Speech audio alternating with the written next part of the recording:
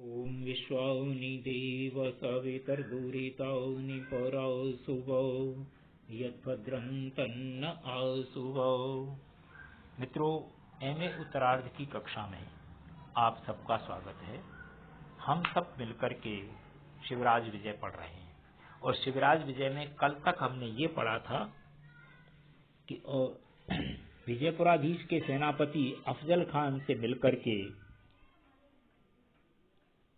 तानरंग गायक के वेश में गया हुआ गौर सिंह लौट करके आ रहा है, लेकिन वो आएगा जब आएगा। इस बीच में कि वो वहां गया है, शिवाजी गोपीनाथ पंडित के साथ मिलकर के बातचीत कर रहे हैं।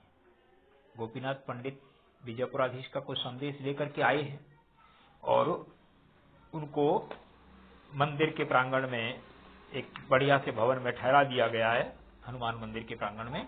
वहां अब शिवाजी उनसे मिलने के लिए गए और शिवाजी मिलने के लिए गए। जो बातचीत हुई थोड़ी सी कल उसमें बात हमने की थी, उससे आगे की जो बात है वो आज कहते हैं। कल का अंतिम वाक्य था कि मैं तैयार हूं, आप जो संदेश लाए हैं वो सुनाइए, ये शिवाजी ने कहा। अब गोपीनाथ संदेश सुना रहे हैं। गोपीनाथ कहता है, कथयति विजयपुरेश्वरो यद वीर परित्यज नवाम इमाम चंचलताम अस्माभि सा युद्धस्य त्वदपेक्षया अत्यंतम अधिकम बलिनो वयम प्रवृद्धो अत्र कोशः महती सेना बहूनि दुर्गाणि बहवश्च वीराः सन्ति तच्छुभम आत्मना इच्छसि चेत् त्यक्त्वा निखिलां चंचलतां शस्त्रं दूरतः परित्यज्य करप्रदताम् अंगीकृत्य समागच्छ मत्सभायाम् मत्तः प्राप्त पदश्चिरं जीविष्यति अन्यथा तु स दुर्दशं निहितः कथावशेषः संवर्ध्यति तत्केवलं त्वयि दयैव संदेशं प्रेषयामि अंगीकुरु मा स्म वृद्धायाः प्रसविन्याः रजतश्वेतां पक्ष्मपङ्क्तिम् अश्रुप्रवाह दुर्दिने पातय इति। गोपीनाथ कह रहे हैं कि विजयपुराधीश ने आपके लिए जो संदेश भेजा है वो ये है। कथयति विजयपुरेश्वर, विजयपुराधीश कह रहे हैं, वीर हे वीर शिवा, परित्यज नवाम इमाम चंचलताम अस्माभि सह युद्धस्य, हमारे साथ युद्ध करने की अपनी इस नवीन चंचलता को छोड़ दो। त्वद अपेक्षया अत्यंतम अधिकम बलिनो वयम, तुम्हारी अपेक्षा हम बहुत बलवान हैं, हमारा कोश भी बहुत बड़ा है, बहुत बड़ी सेना है, बहुत सारे दुर्ग हमारे पास हैं, बहुत सारे वीर हमारे पास हैं। तत्शुभम आत्मना इच्छसि चेत्, तो यदि तुम अपना कल्याण चाहते हो तो इस संपूर्ण चंचलता को छोड़ दो और शस्त्रों को दूर से ही छोड़ करके बस कर देना स्वीकार करो, हमारी सभा में आ जाओ, हमारी सभा के सभासद बन जाओ। मेरे द्वारा प्राप्त पद को स्वीकार करके लंबे समय तक जियोगे, अन्यथा तो दुर्दशा के साथ मारे जाओगे, केवल कहानी शेष रह जाएगी। तत्केवलम, इसलिए केवल तुम्हारे ऊपर दया करके ही मैं ये संदेश भिजवा रहा हूं, इसे स्वीकार करो। अपनी वृद्ध मां के सफेद बालों को और सफेद भौं वाली पंक्ति को अश्रु के प्रवाहों में मत बिताओ, उसको दुर्दिनों में मत डालो। ये बात गोपीनाथ ने विजयपुराधीश के संदेश के रूप में शिवाजी को कही। शिवाजी ने बड़े ध्यान से सुना और ध्यान से सुन करके शिवाजी कहते हैं, शिववीर भगवान कथयेद एवं कश्चित् यवना राजा परम किम भवानपि माम अनुमन्यते यद ये अस्मित् इष्टदेव मूर्तिर्भङ्क्त्वा मंदिराणि समुन्मील्य तीर्थस्थानानि पक्वणीकृत्य पुराणानि पिष्ट्वा वेद पुस्तकानि विलीर्य च आर्यवंशीयान् बलाद् व्यवनीकुर्वन्ति तेषामेव चरणयोर अंजलिं दत्त्वा लालाटिकताम् अंगीकुर्याम् एवं चेत् धिग्मां कुलकलङ्कक्लीवं यः प्राणभयेन सनातन धर्मद्वेषिणां दाशतां वहेत् यदि चाहम आहवे व्रियेय बध्येय ताड्येय वा तदैव धन्योऽहम् धन्यौ च मम पितरौ कथ्यताम भवादृशाम विदुषाम अत्र का सम्मति।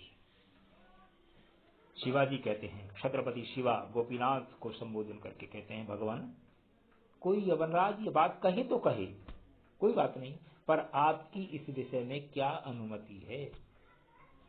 क्या जो हमारी इष्ट देवताओं की मूर्तियों को तोड़ करके, मंदिरों को पूरी तरह से नष्ट करके, तीर्थ स्थानों को पूरी तरह से एकदम धूल में मिला करके, पुराणों को पीस करके, वेद पुस्तकों को फाड़ करके आर्य वंशजों को जबरदस्ती यवन बनाते हैं, मुसलमान बनाते हैं।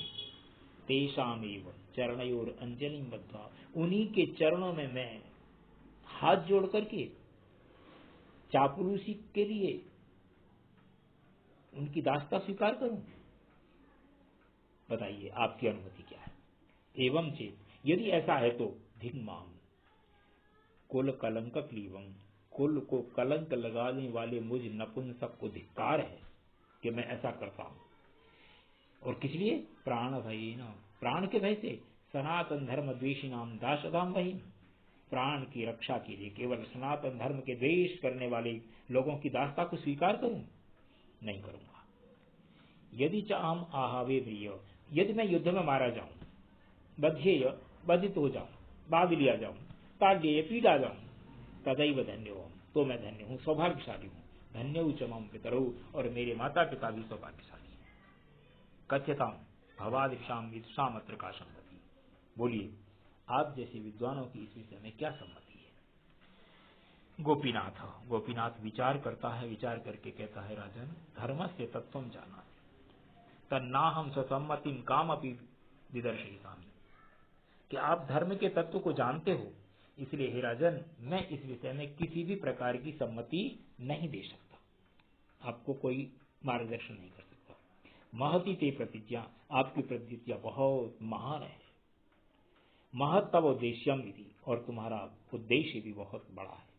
प्रसीदाधिका, मैं इससे बहुत अधिक प्रसन्न हूं। नारायण तव सहायम विदधातु, आपकी प्रतिज्ञा को, आपके उद्देश्य को पूरा करने में भगवान नारायण आपकी सहायता करें। शिवज्ञ करुणा निधान, नारायण स्वयं प्रकटीभूय न प्रायेण साह्य विदधाति, किंतु भवादृशा महाशय द्वारैव। शिवाजी कहते हैं, करुणा निधान पंडितराज गोपीनाथ जी, भगवान नारायण स्वयं प्रकट होकर के किसी की सहायता नहीं करते हैं, किंतु आप जैसे महाशयों के द्वारा ही सहायता करवाते हैं। तत्प्रतिज्ञायताम, काफी सहायता, तो आप प्रतिज्ञा करो कि आप मेरी कोई सहायता करोगे। गोपीनाथ कहता है, राजन कथ्यताम के महम कुर्याम, आप कहिए कि मैं क्या करूं, लेकिन एक बात ध्यान रखिए, परम यथा न माम अधर्मा स्पृशेत तथैव दास्यामि, जिससे मुझे अधर्म न छुए ऐसा ही मैं कार्य कर सकूंगा, वो आप मेरे। शिवाजी कहते हैं, शांतम पापम शांतम पापम, पाप शांत हो, कोत्र अधर्म, इसमें अधर्म कहाँ है? कहां से बीच में अधर्म आ गया? केवलम स्व अस्मिन उद्यान प्रांतस्थ पट कुटीरे यवन सेनापति अफजलखानः आनेया, यथा तेन एकाकिना अहम एकाकी मिलित्वा किमपि आलपामि। केवल इतना सा काम आपको करना है, इतनी सी सहायता आपको मेरी करनी है कि ये जो प्रांतस्थ माने पास में किनारे पर ही कपड़े का कुटिया बनी है, माने तंबू जो बना हुआ है, उसमें यवन सेनापति अफजाल खान को अकेले ही लाना है, जिससे मैं और वो दोनों अकेले आपस में मिलकर के कुछ वार्तालाप कर सकें संधि आदि के विषय में। गोपीनाथ तत्संभवती, यह हो सकता है। शिवाजी ने कहा कि देखो भगवान किसी की सहायता प्रकट होकर के नहीं किया करते हैं, आप जैसे लोगों के द्वारा ही सहायता करवाते हैं। तो आप प्रतिज्ञा कर लो कि कौन सी सहायता करोगे।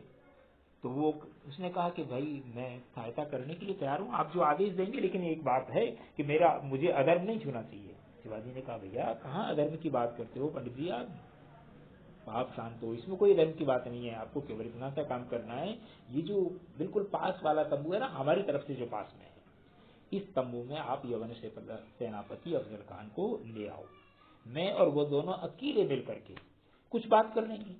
गोपीनाथ ने कहा हाँ ये ठीक है, ये संभव हो सकता है, इसमें कोई आपत्ति नहीं, कोई धर्म अधर्म वाली भी समस्या नहीं है। तो आज का पाठ यहाँ तक हुआ। इससे आगे थोड़ी सी और इनकी बात चलेगी और उसके बाद जो है ना, जो निश्चित तय हुए हैं कार्यक्रम उसके अनुसार चलेगा। तो मित्रों, पुस्तक लेकर के आप पढ़ें, ये मैं सूचना बार बार देता रहा हूँ। आज का पाठ अपन यहाँ समाप्त करते हैं, शेष कल पढ़ेंगे। धन्यवाद।